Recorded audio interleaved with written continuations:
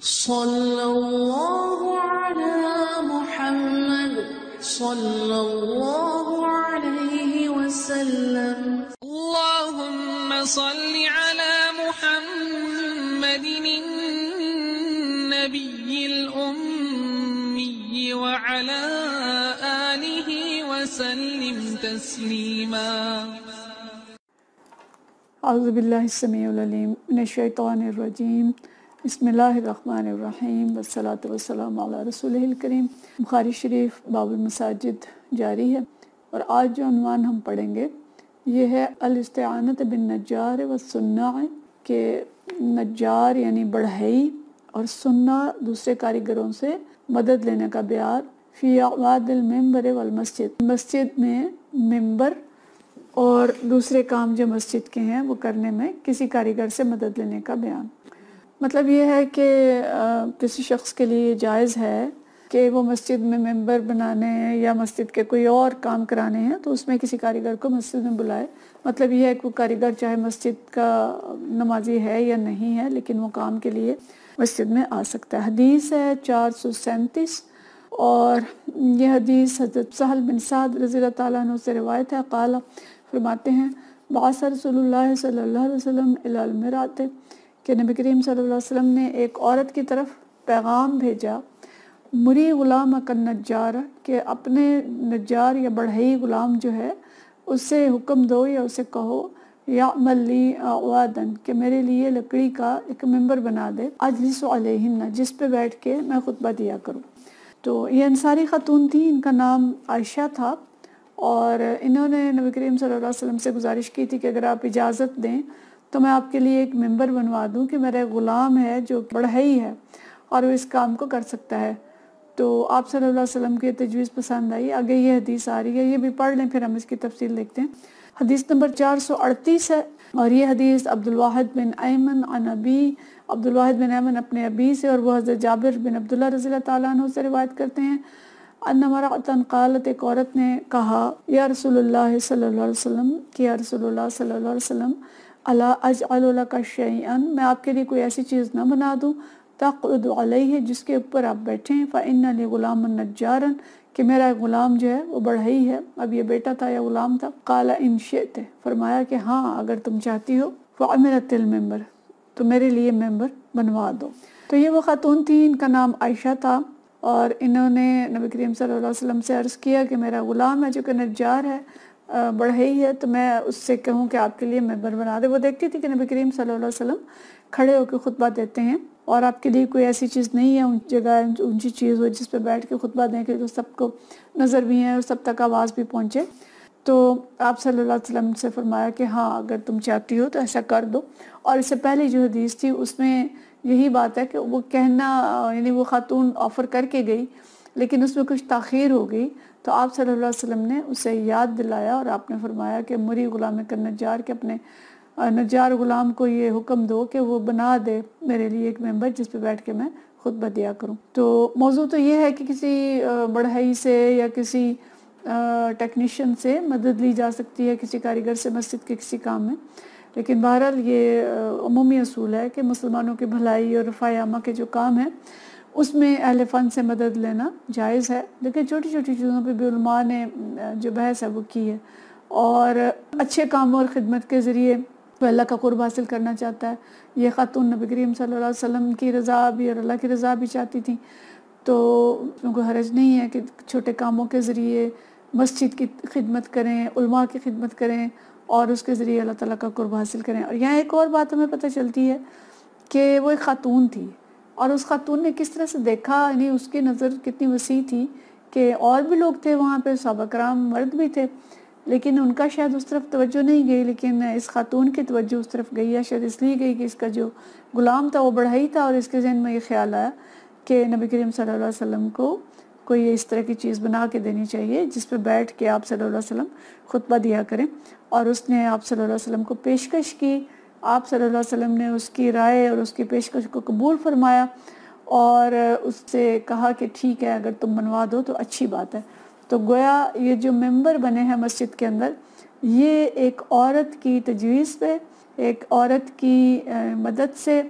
اور اس کی پیشکش سے بنے ہیں، تو یہ ایک بہت بڑی بات ہے کہ نبی کریم صلی اللہ علیہ وسلم نے ایک عورت کی رائے کو احترام دیا، اس کو تکریم دی، اور گویا عورتیں جو ہیں وہ بھی مسجد میں اپنا حصہ ڈال سکتی ہیں، مسجد کی تزئین و آرائش میں اور اچھے مشورے دینے میں۔ تو محض مرد ہی نہیں بلکہ خواتین بھی یہ کام کر سکتی ہیں، اور یہ ایک تکریم ہے جو اللہ تعالیٰ نے اور نبی کریم صلی اللہ علیہ وسلم نے عورت کو دی ہے۔ آج کے دور میں ایک بڑا پوائنٹ ہے ہمارے لیے، بڑا اہم نقطہ ہے کہ نبی کریم صلی اللہ علیہ وسلم نے چھوٹی چھوٹی چیزوں میں بھی عورتوں کی آراء کو قبول کیا ہے اور بڑی چیزوں میں بھی قبول فرمایا، جیسے کہ ہم دوسرے مواقع پہ دیکھتے ہیں۔ اگلا باب ہے باب من بنا مسجدن، کہ اس شخص کی فضیلت کا بیان جس نے کوئی مسجد تعمیر کی، یعنی وہ تو تھا مسجد کی ایک خدمت کے ایک ممبر بنا کے دیا، اور یہ دوسرا بیان ہے کہ مسجد کی تعمیر کے اندر جس نے کوئی حصہ ڈالا اس کی فضیلت کیا ہے۔ حدیث ہے 439،